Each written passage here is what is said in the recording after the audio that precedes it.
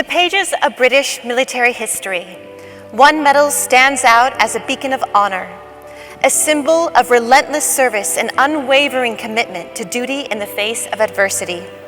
This emblem of distinction is the Africa General Service Medal, a coveted award bestowed upon those who showcased exemplary courage and resolve in minor campaigns across tropical Africa between 1900 and 1956.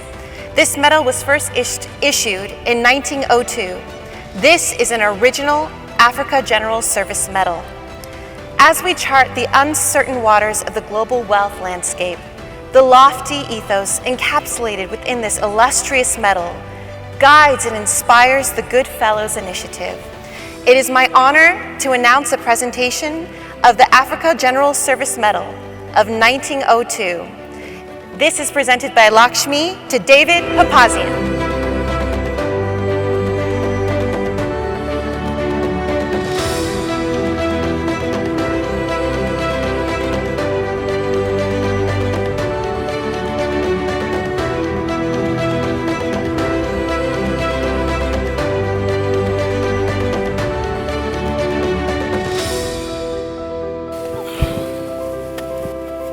Mr. David Papazian, it's an absolute pleasure and privilege to introduce you to our next speaker.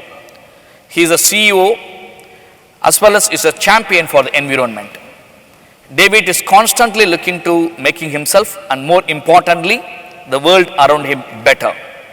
Great to have you here, sir. Welcome to Good Talks. Thank you. So I read somewhere else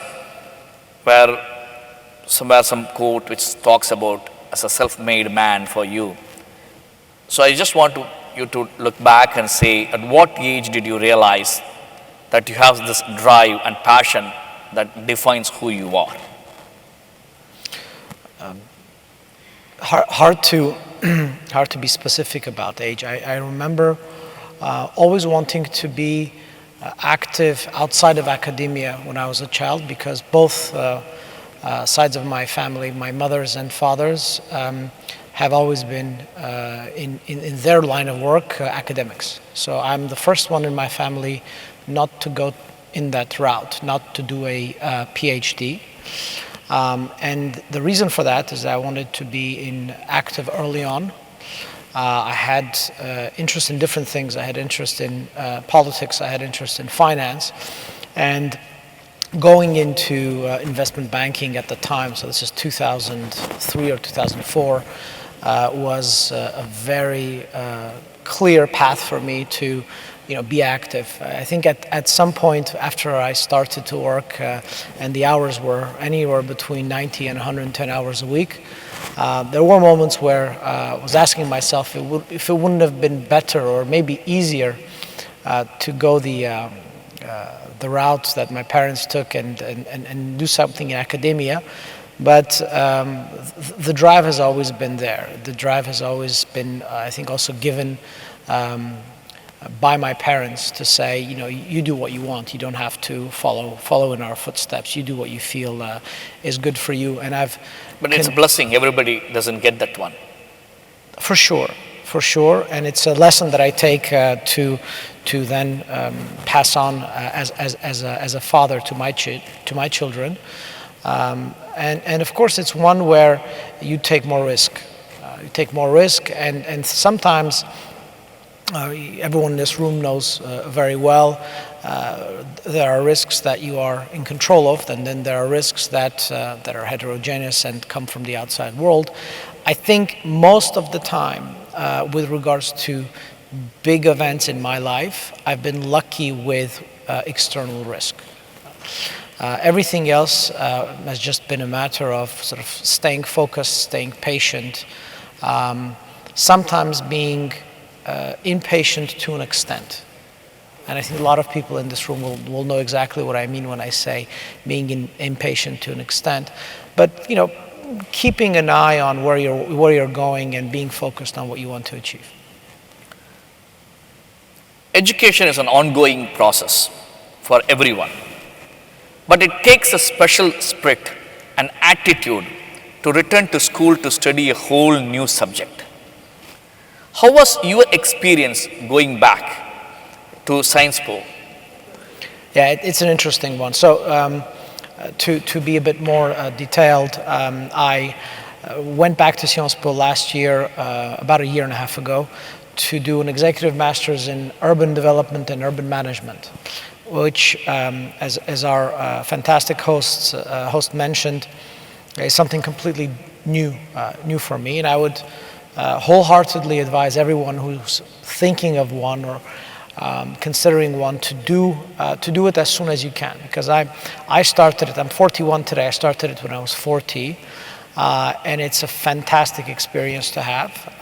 It's rediscovering schools, rediscovering education, rediscovering my alma mater, and the least of which is rediscovering or discovering from scratch a new subject. It's been a fantastic experience.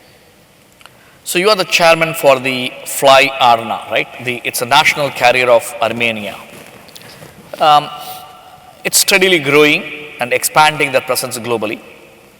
How important it is for you as well as for the people to expand their horizons and have new experiences? So the creation of Fly Arna was a national project.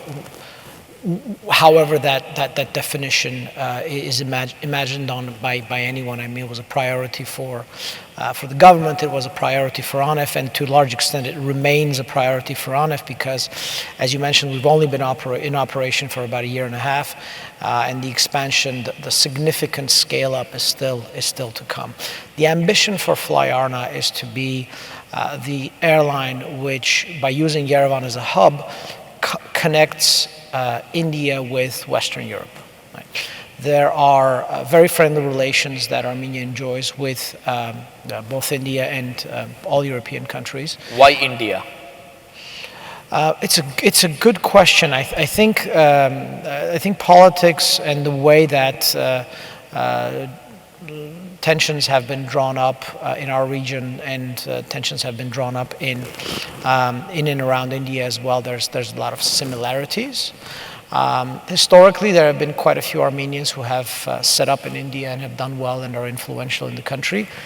But that's also the case for many other countries. Armenians are anywhere between 8 and 10 million around the world, and only 3 million in Armenia. So the network is quite vast. And we have a very strong tie with on the diplomatic level with India as well. Right? So we think that it's a great opportunity for us. You know, it's the largest population in the world. It's a population that is affluent. It's a population that wants to travel and discover Europe, and we can act as a quality hub and also be affordable. So it's one of, I don't think that there are others, at least not at the moment when we're creating it. It's a national airline which runs an economic model.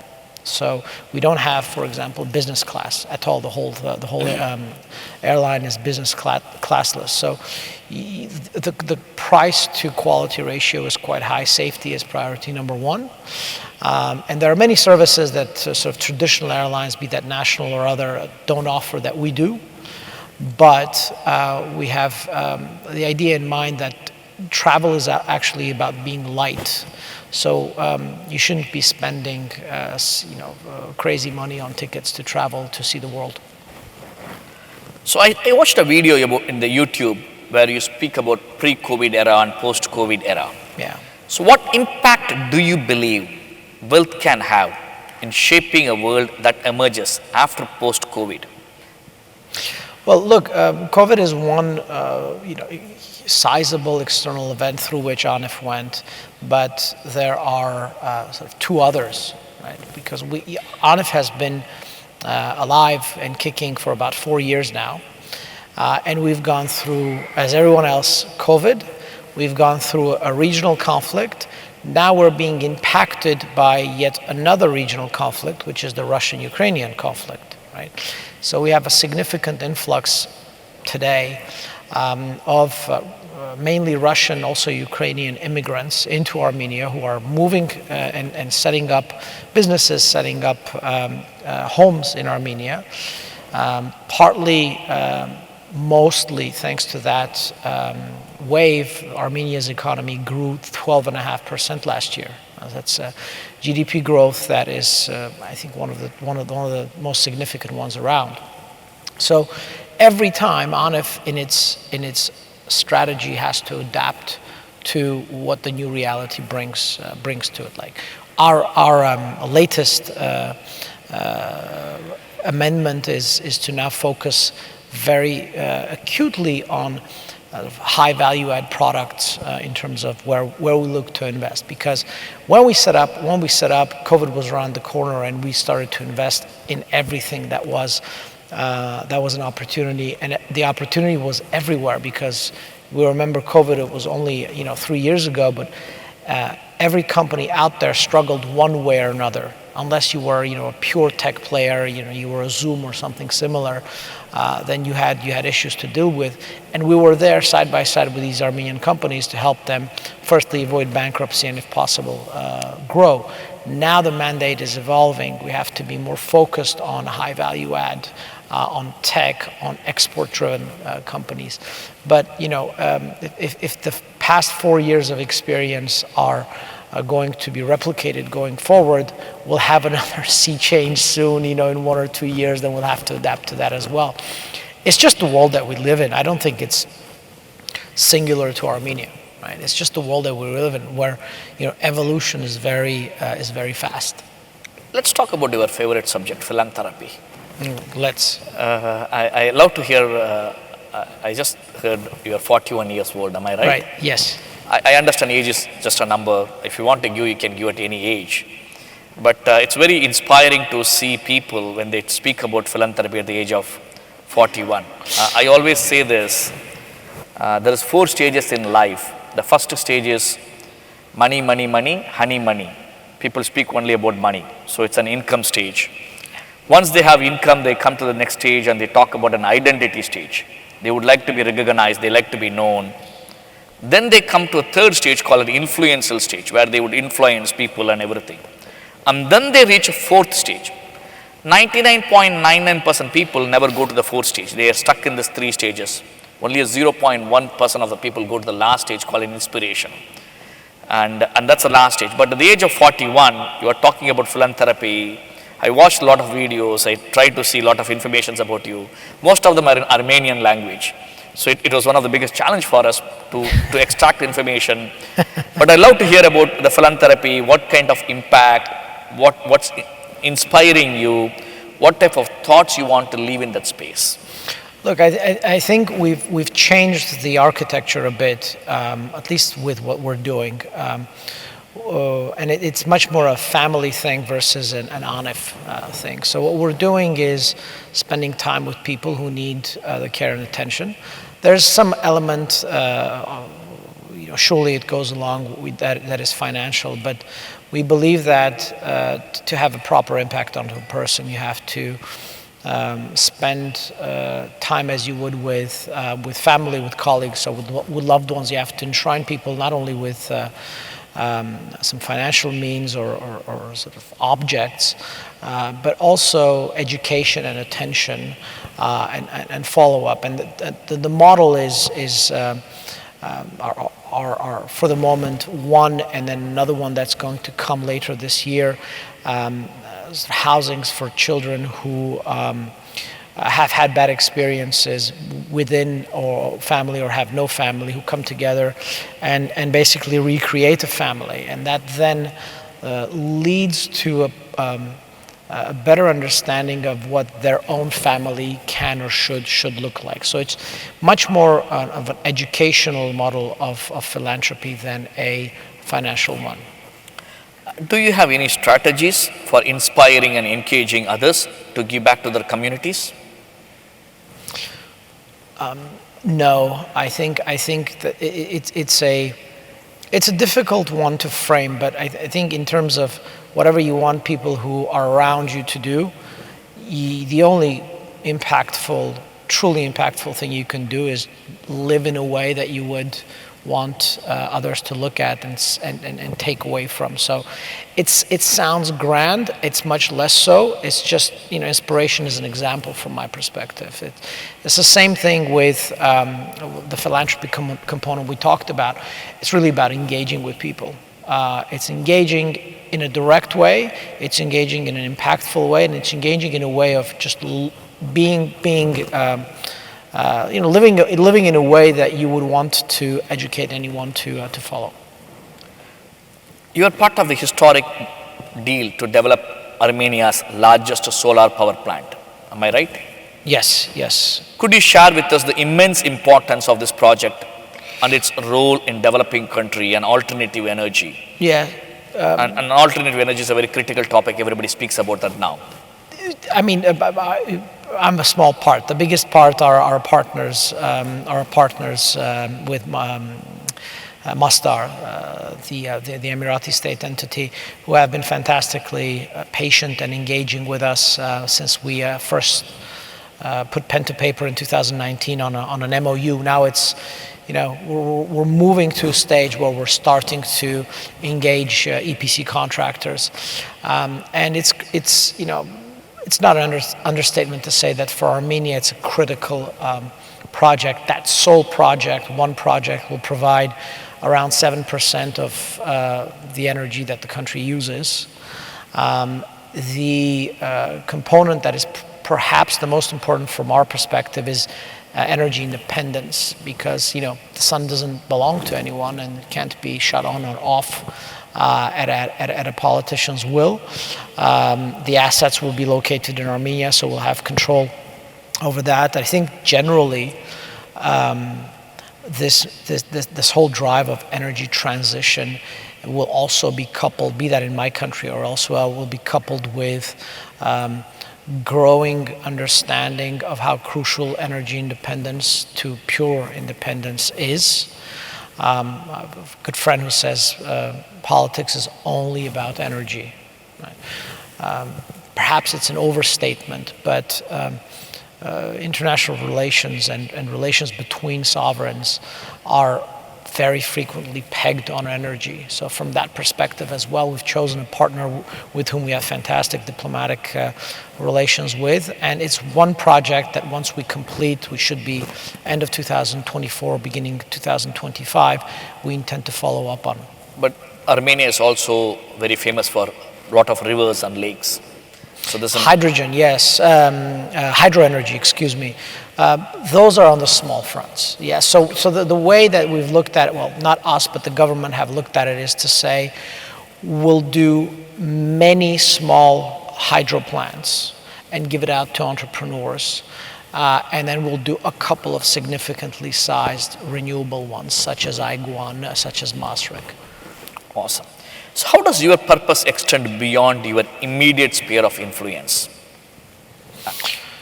Look, ANIF, when ANIF was set up, the goal was to provide a couple of first beacon investments that would then be examples for developing, firstly, corporate governance standards in the country.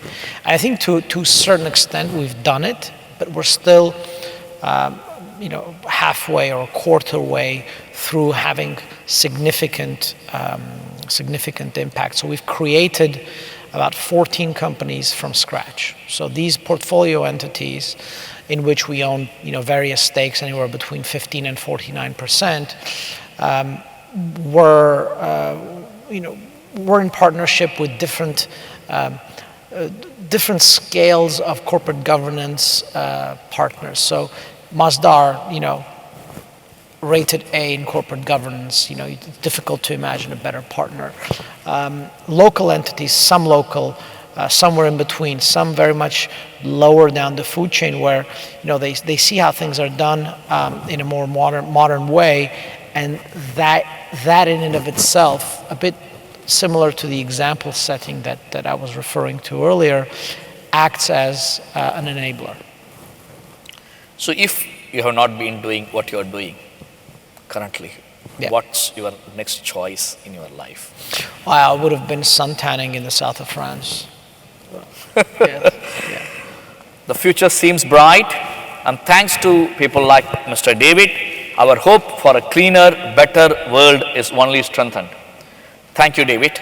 Thank you. Ladies and gentlemen, let us show our gratitude to Mr. David Papazian. Thank you.